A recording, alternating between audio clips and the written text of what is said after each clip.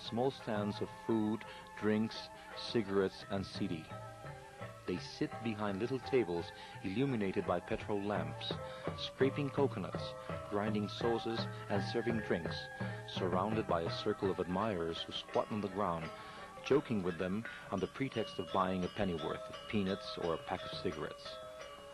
Some girls know that it is best to remain cold and indifferent, attending to their business, while others are gay and friendly and can answer cleverly to the boys' wisecracks.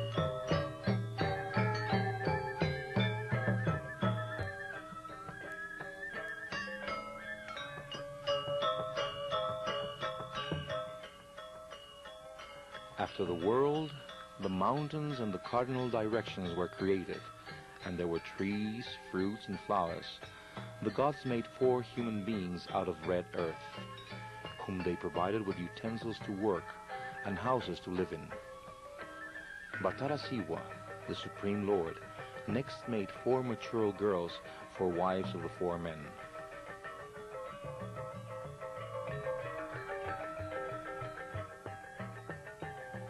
The god of love, Batara Semara, made mating a pleasure so that women would be fertilized, and eventually the 4 couples had many children, grew, became adolescent, married, and had children.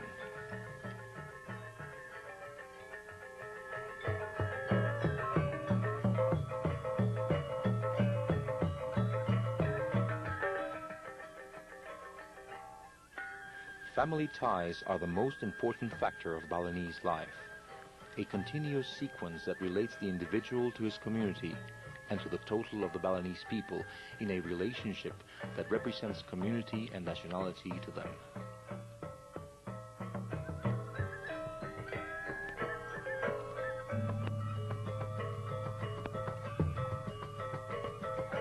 A Balinese feels that his most important duty is to marry as soon as he comes of age and to raise a family to perpetuate his line.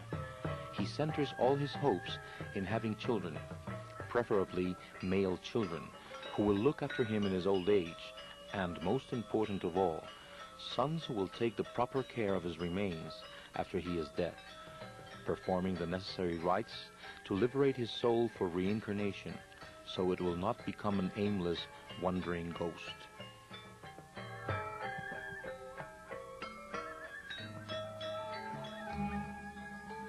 The Balinese are as fastidious in the care of their bodies as they are about dress, and people of all classes, conditions permitting, make almost a cult of cleanliness. They bathe frequently during the day, whenever they feel hot or after strenuous work, but 2 baths a day are the rule, in the morning and evening before each meal.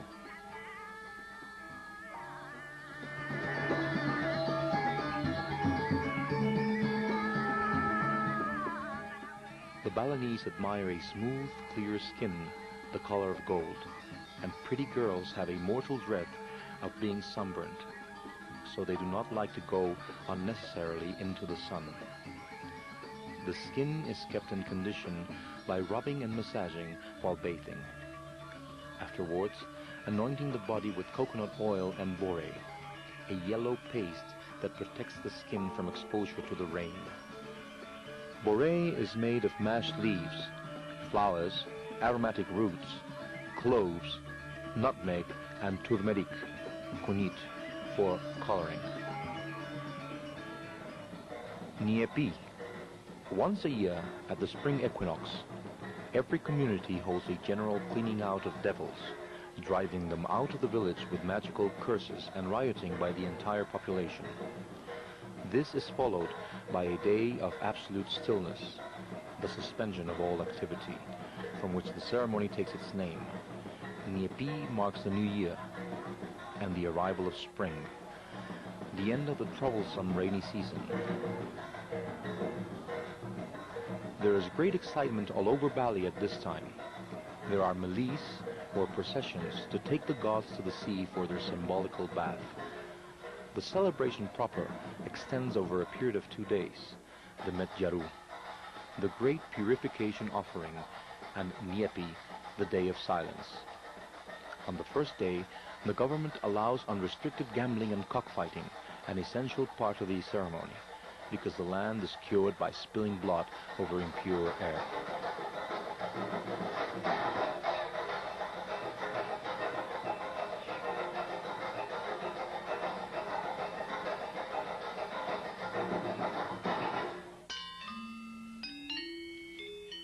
Everybody in Bali seems to be an artist. Coolies and princes, priests and peasants, men and women alike, can all dance, play musical instruments, paint or carve in wood and stone. It was often surprising to discover that an otherwise poor and dilapidated village harbored a temple, great orchestra, or a group of reputed actors.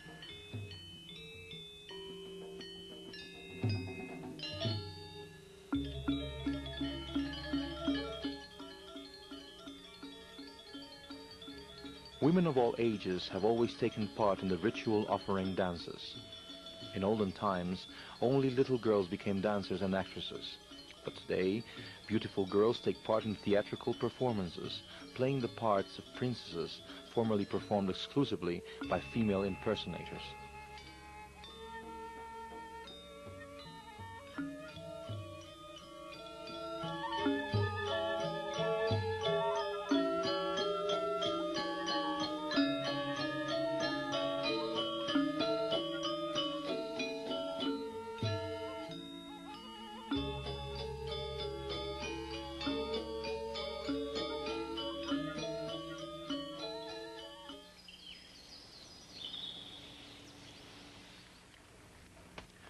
The food that Balinese gourmets eat at festivals is as elaborate as any in the world.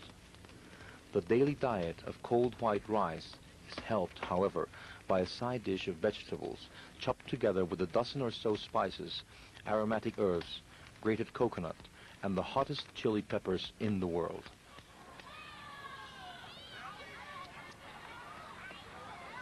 Although the daily meal was frugal, the Balinese seemed exceptionally well fed. They were continually eating at odd hours, buying food at public eating booths, in the market, at the crossroads, and particularly at festivals.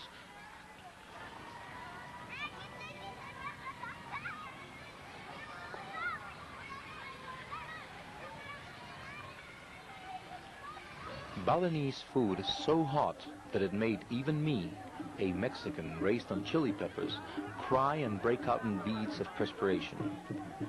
But after the first shocks, and when we became accustomed to Balinese flavors, we became Balinese gourmets and soon started trying out strange new combinations. Silo Piang, our hostess, understood our appreciation of their delicacies and often brought Rose new dishes to taste.